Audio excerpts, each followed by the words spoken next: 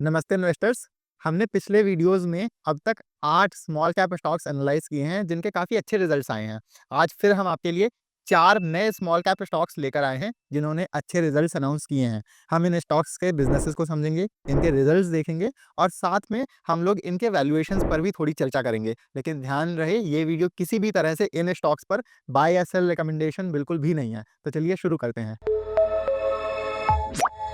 पहला स्टॉक जो हम स्टडी करेंगे वो है यथार्थ हॉस्पिटल और ट्रॉमा केयर सर्विसेज। आपको नाम से ही अंदाजा लग गया होगा कि ये हॉस्पिटल्स चलाते होंगे। तो यथार्थ के झांसी, फरीदाबाद, दिल्ली और नोएडा में 5 अस्पताल हैं। इसके अलावा इन्होंने 2 नए हॉस्पिटल्स हाल ही में एक्वायर किए हैं, जिससे इनके पास कुल 2300 से ज़्यादा हॉस्पिटल बेड्स की कैपेसिटी हो गई है।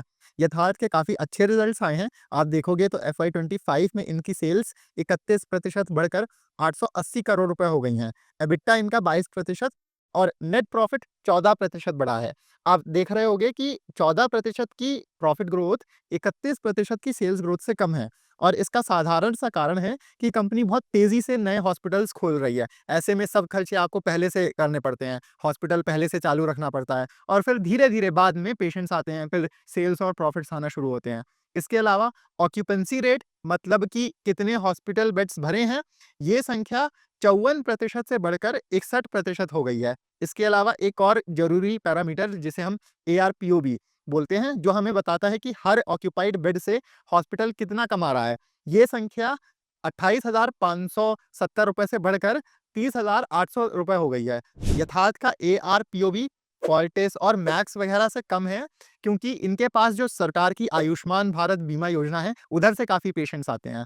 लॉन्ग टर्म ग्रोथ की बात करें तो यथार्थ के अभी 5 हॉस्पिटल्स में 1605 बेड्स ऑपरेशनल हैं, जो अभी चल रहे हैं। इन्होंने जो कुल 700 बेड्स के 2 नए अस्पताल लिए हैं, वो Q1 FY25 मतलब ये अप्रैल से जून के महीनों में चालू हो जाएँगे।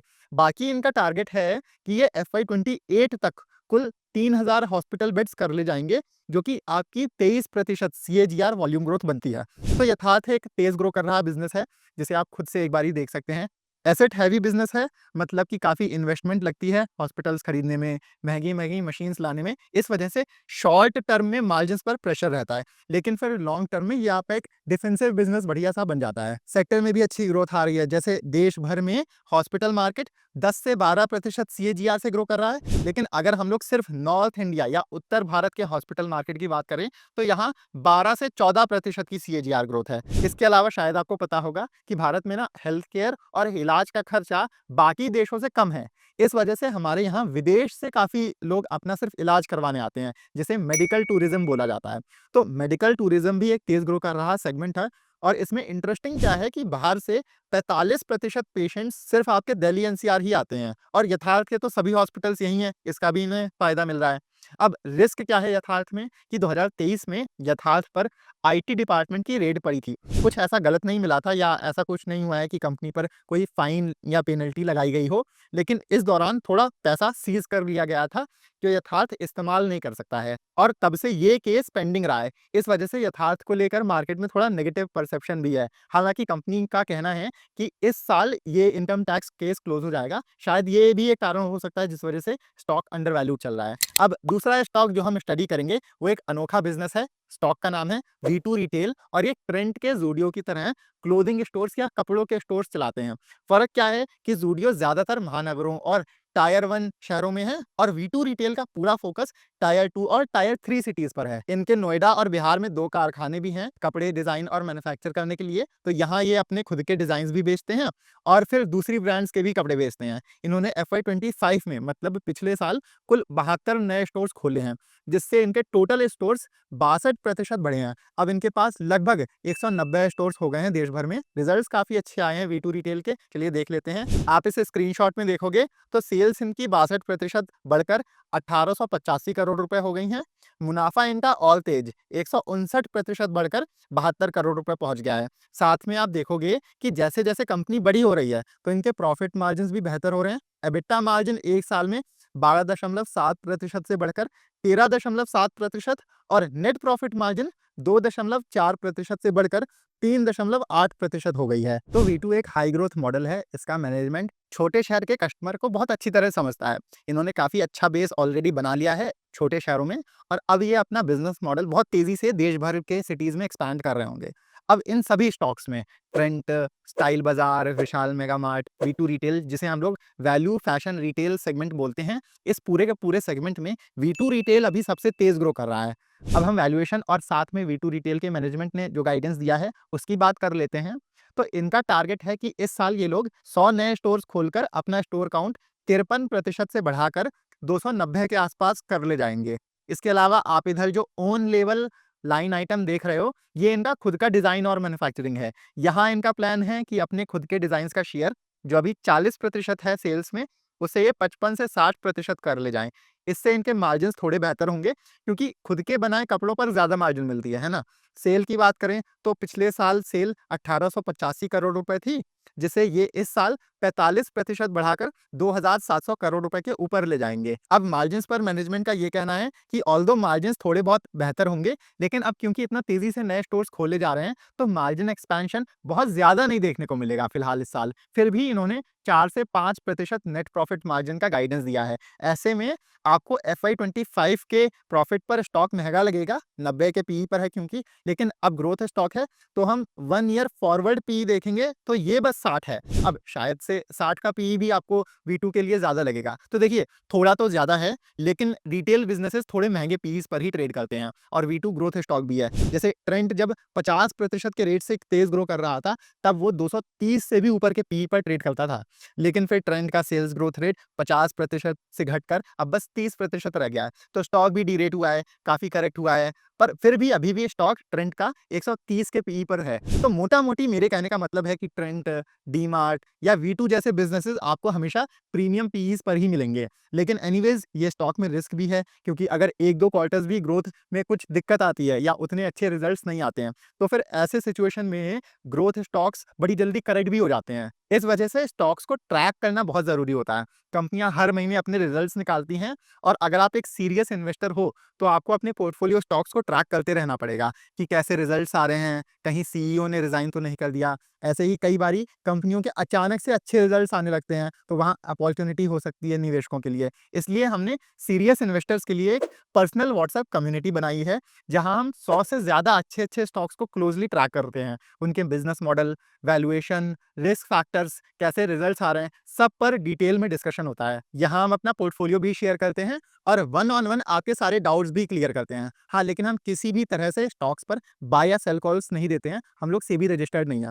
हमारा काम सिर्फ आपको सही और पूरी इंफॉर्मेशन देना है स्टॉक्स पर। अगर आप इंटरेस्टेड हैं तो इस नंबर पर आप व्हाट्सएप कर दीजिए, वरना इसी का हमने डिस्क्रिप्शन में लिंक भी दिया हुआ है, आप उस लिंक से हमें मैसेज कर सकते हैं। और याद रहे, ये एक पेड कम्युनिटी है जिसकी महीने की फीस बस 850 रुपए है। मतलब आपको बस 850 रुपए में हर महीने इतने सारे अच्छे अच्छे स्टॉक्स पता चलते रहेंगे। इसमें दो प्लान्स हैं, 6,000 रुपए का 6 महीने के लिए और 10,000 रुपए का साल भर के लिए। 6 महीने वाले प्लान में आपके महीने का रेट 1,000 रुपए पड़ेगा, और साल भर वाले में आपको मंथली रेट बस 850 रुपए पड़ेगा।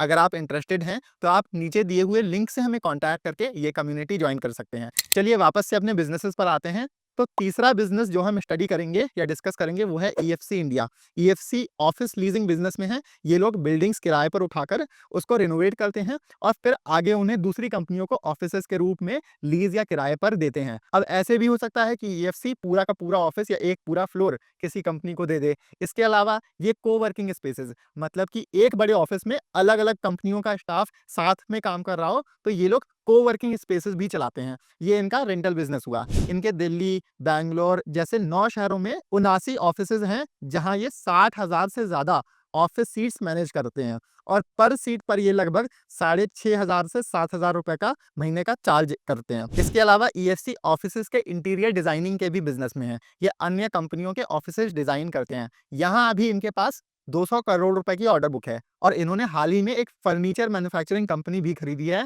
जो इनके खुद के ऑफिस रेंटल सेगमेंट और इंटीरियर डिजाइनिंग सेगमेंट दोनों में अच्छे से फिट भी बैठ रही होगी। अब इनके क्लाइंट्स एक बारी देख लेते हैं। तो इधर आप देखोगे कि टीसीएस, टेक महिंद्रा, गोदरेज, फ्लिपकार्ट और बजाज जैसी बड़ी कंपनियां तक इनके कस्टमर्स हैं। रिजल्ट्स की बात कर लें तो कंपनी की टोटल सेल्स 57% बढ़कर 657 करोड़ रुपए हो गई हैं। इसमें इनका ऑफिस रेंटल बिजनेस 43% ग्रो किया है और ऑफिस इंटीरियर सेगमेंट में तो काफी अच्छी 133% की ग्रोथ देखने को मिली है। ये लोग अपने ऑफिस रेंटल बिजनेस में लगातार और सीटिंग कैपेसिटी ऐड कर रहे हैं।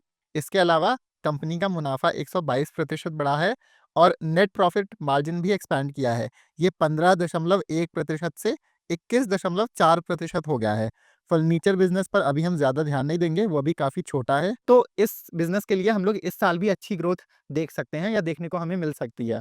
इसके अलावा हम इधर दाहिनी ओर देखेंगे तो हमें पता चलता है कि ऑफिस रेंटल बिजनेस से इनकी 57% सेल्स आती हैं, लेकिन ये सेगमेंट 71% मुनाफा लाता है। मतलब ये इनका हाई मार्जिन सेगमेंट है। 57% सेल्स, 71% मुनाफा ला रही हैं।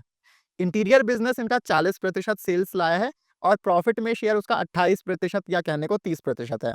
तो ईएफसी भी एक अच्छा स्टॉक है, तेज ग्रो कर रहा बिजनेस है, जिसे आप खुद से एक बारी स्टडी कर सकते हैं। वैल्यूएशन अभी अच्छा है, शायद अभी 30 के पीई पर है और भारत में अभी फ्लेक्सिबल ऑफिसेज की डिमांड तेजी से बढ़ रही है, जिसका इन्हें फायदा मिल रहा है। रिस्क आपको क्या देखना है कि इसमें quarter on quarter growth volatile हो सकती है। जैसे कोई नई बिल्डिंग लीज पर जब ली गई है तो वो कैपेसिटी फिर एक साथ आती है, या जो इंटीरियर डिजाइनिंग से सेल्स आ रही हैं वो प्रोजेक्ट टाइम पर पूरा नहीं हुआ तो वो सेल आपको फिर अगले क्वार्टर में दिखेगी और इस क्वार्टर आपको कम ग्रोथ दिखेगी। तो इसका आपको ध्यान रखना है। चौथा और आखिरी है मेरा सबसे फेवरेट बिजनेस, स्काई गोल्ड और डायमंड्स। स्काई गोल्ड एक B2B ज्वेलरी कंपनी है, मतलब कि ये मार्केट की अन्य गहने बेचने वाली कंपनियों के लिए गहने डिजाइन और बनाने का काम करते हैं। जैसे इधर आप देखोगे तो लगभग सभी मशहूर कंपनियां इनके कस्टमर्स हैं, जैसे कि कल्याण, मालाबार, जॉय आलुकाज और कैरेट लेन भी जो टाइटन की ब्रांड है। स्काई गोल्ड के भी बहुत स्ट्रॉन्ग रिजल्ट्स आए हैं और एक्चुअली ये पिछले 2 सालों से हमारा पोर्टफोलियो स्टॉक रहा है और लगातार अच्छे रिजल्ट्स देता है।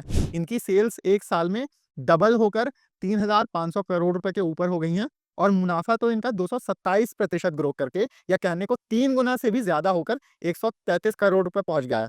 और नेट प्रॉफिट मार्जिन भी काफी अच्छी रही है, 3.7%। ये लोग पहले बस 3-3.5% नेट प्रॉफिट मार्जिन का गाइडेंस दिया करते थे। इन्होंने गाइडेंस तो बीट किया ही है, मतलब अपना खुद का टारगेट बीट किया ही है और साथ में अब ये लोग ये बोल रहे हैं कि ये इस 3.7% नेट प्रॉफिट मार्जिन को 4.5% तक ले जाएंगे। अब मे बी आपको ये 3-4% मार्जिन कम लगे, लेकिन ज्वेलरी बिजनेस में आपके प्रॉफिट मार्जिन कम ही होते हैं। ग्रोथ और वैल्यूएशन की बात करें तो स्काई गोल्ड ने हाल ही में एक जमीन खरीदी है मुंबई में, जिस पर ये अपनी 5,40,000 स्क्वायर फीट की एक नई और काफी बड़ी मैन्युफैक्चरिंग फैसिलिटी लगा रहे होंगे। ये लोग अभी 1 साल पहले ही नई फैसिलिटी में शिफ्ट हुए हैं, लेकिन ग्रोथ इतनी अच्छी आ रही है कि आगे फिर से और बड़े कारखाने में शिफ्ट कर रहे होंगे। इनका टारगेट है कि इनकी मैन्युफैक्चरिंग कैपेसिटी जो अभी हर महीने 1 टन ज्वेलरी बनाने की है, उसे ये लोग 4 साढ़े 4 गुना बढ़ाकर महीने का 4.5 टन कर ले जाएंगे। ये लॉन्ग टर्म में इनके लिए अच्छी सेल्स ग्रोथ लाएगा। इसके अलावा अगले 2 सालों में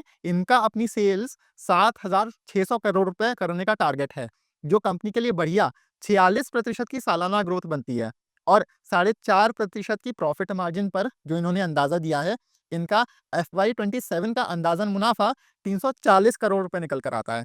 अगर स्काई गोल्ड ये कर ले जाता है तो ये जबरदस्त 60% की सालाना ग्रोथ होगी कंपनी के लिए नेट प्रॉफिट में। तो भले पिछले साल के मुनाफे पर स्काई गोल्ड 40-41 के पीई पर है, लेकिन अगर हम 2 साल आगे का पीई देखें तो वो बस 16 निकल कर आता है। तो इस बिजनेस को आप खुद से स्टडी कर सकते हैं, अभी काफी अच्छी वैल्यूएशन पर है। अब अगर आपको ये एनालिसिस पसंद आया है तो इस वीडियो को लाइक जरूर करिएगा। साथ में आप हमारे चैनल सिंपली स्टॉक्स को भी सब्सक्राइब कर सकते हैं, जहां हम ऐसे अच्छे-अच्छे स्टॉक्स का फ्री में एनालिसिस हर हफ्ते लाते रहते हैं। हमारे लिए बस ये लाइक्स और सब्सक्राइब्स ही एक मोटिवेशन है, ताकि हम आपके लिए ऐसी वीडियोस फ्री में लाते रहें। मिलते हैं अगले वीडियो में। Happy investing.